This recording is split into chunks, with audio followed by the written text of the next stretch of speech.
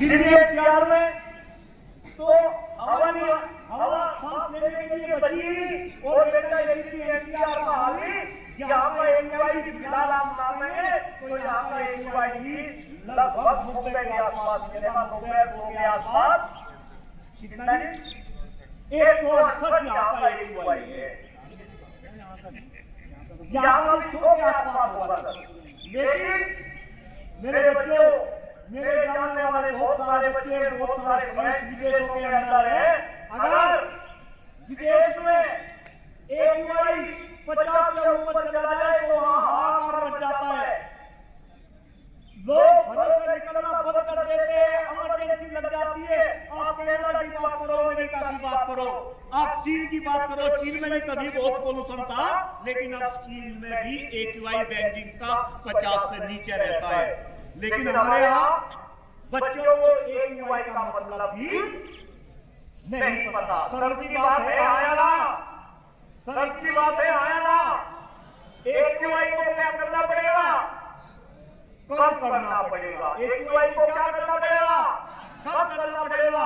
और AQI कम कैसे होगा? जब हम ज्यादा से ज्यादा क्या लगाएंगे? पेड़ लगाएंगे। अभी हम पेड़ काट रहे हैं ना, हम खुश हो रहे हैं ना, हाईवे बन गया। कल जब मैं लेकर नोएडा से चला तो मैं ये जो दिल्ली से सहारनपुर वाला हाईवे, इसका एक टुकड़ा खुला, तो जब मैं उस टुकड़े पे चल रहा था तो मैं भी बड़ा खुश हो रहा था। मैंने सोशल मीडिया के ऊपर कहा कितना अच्छा लग रहा, काश ये जल्दी से जल्दी बन जाए तो दिल्ली से सहारनपुर मात्र 1.5 घंटे में हम पहुंच जाएंगे। लेकिन मेरे बच्चों, हमें ये भी सोचना पड़ेगा कि कहीं विकास के नाम पे हमारा क्या हो रहा? विनाश हो रहा। क्या हो रहा? विनाश हो रहा। AQI कम करना तो क्या करना पड़ेगा?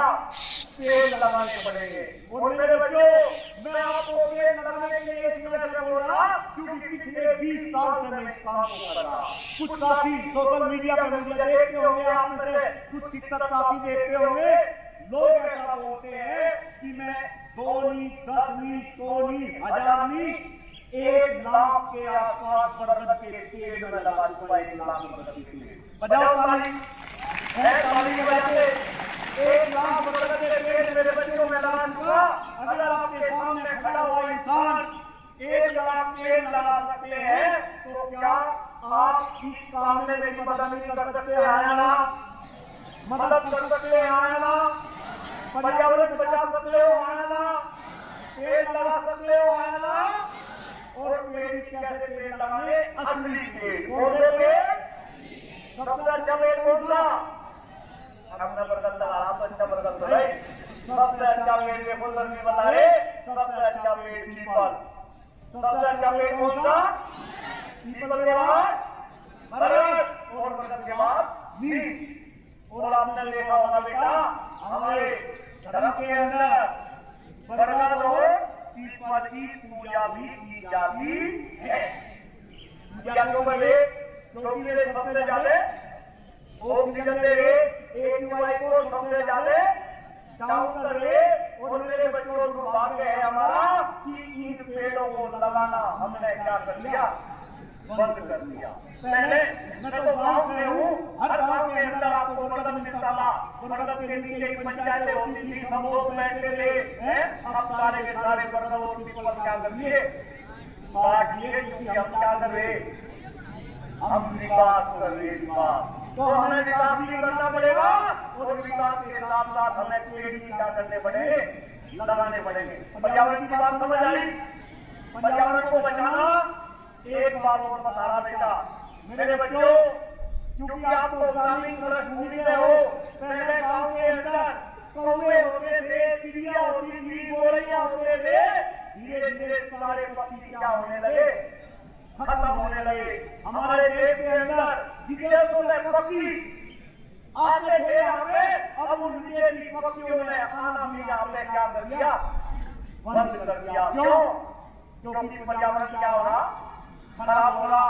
ध्यान रखना, वे पक्षी भी जीव थे, हम भी जीव हैं। अगर वे पक्षी खत्म हो सकते हैं तो हम भी आने वाले टाइम में क्या हो जाएंगे?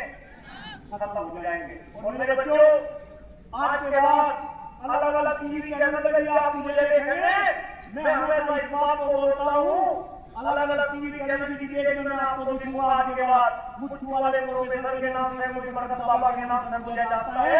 हम भी खत्म होना शुरू हो चुके हैं।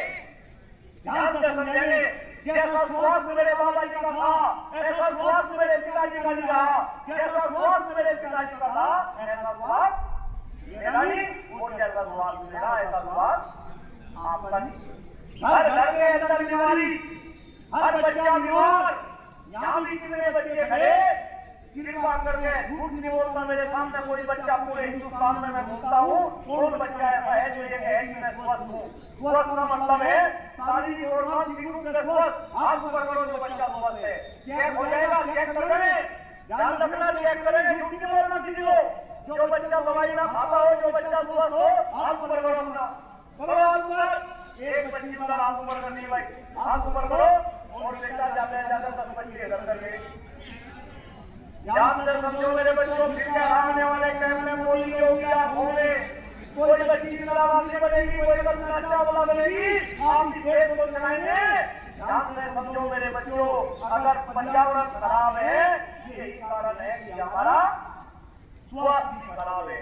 और मैं तो एक ऐसा इंसान आपके सामने खड़ा, मेरे पिताजी तो कैंसर से पीड़ित होकर चले गए और आपको लगा कि पूरी दुनिया में, पूरे हिंदुस्तान में घर घर में क्या फैला, कैंसर फैलाने का। हर बीमारी के सबसे ज्यादा बीमार लोग, कैंसर के सबसे ज्यादा बीमार लोग हिंदुस्तान में, डायबिटीज के सबसे ज्यादा बीमार लोग हिंदुस्तान में, हाइपरटेंशन के सबसे ज्यादा बीमार लोग हिंदुस्तान में, सबसे ज्यादा दवाई हिंदुस्तान में बिकी। क्यों भाई?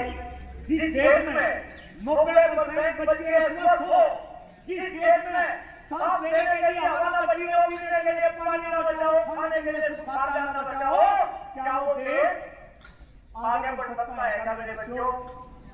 बढ़ सकता है क्या?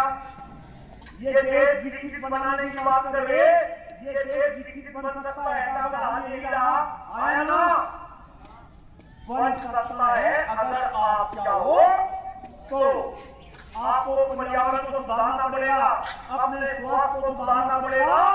और बेटा तीसरी समस्या में बता रहा हमारे देश की शिक्षा व्यवस्था। बस 30 सेकंड में अपनी बात कहकर अपनी वाणी को विराम दे रहा। मेरे बच्चों, आज देश की शिक्षा व्यवस्था ऐसी हो रही कि गरीब का बच्चा नहीं पढ़ रहा, अमीर का बच्चा नहीं पढ़ रहा है। जब दोनों बच्चे कंपटीशन के लिए आ रहे तो देश में सरकार तरजीह पेपर लीक 40 लाख रुपए में इस देश में लीक के पेपर लिख गए, यानी कि देश में फर्जी डॉक्टर बन गए, फर्जी इंजीनियर बन गए, फर्जी ब्यूरोक्रेट बन गए। कहीं ना कहीं आने वाले टाइम में आपको इस देश की शिक्षा व्यवस्था को भी क्या करना पड़ेगा? सुधारना पड़ेगा। सुधारने आया ना, इस देश में शिक्षकों का सम्मान बढ़े, शिक्षकों का स्वाभिमान बढ़े, शिक्षक सामाजिक राजनीतिक और आर्थिक रूप से सशक्त बने।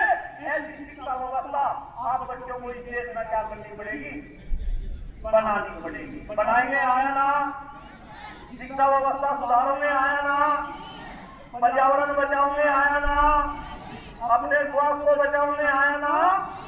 इस आशा के साथ मेरे बच्चों, बस क्योंकि समस्या बताना अलग बात है।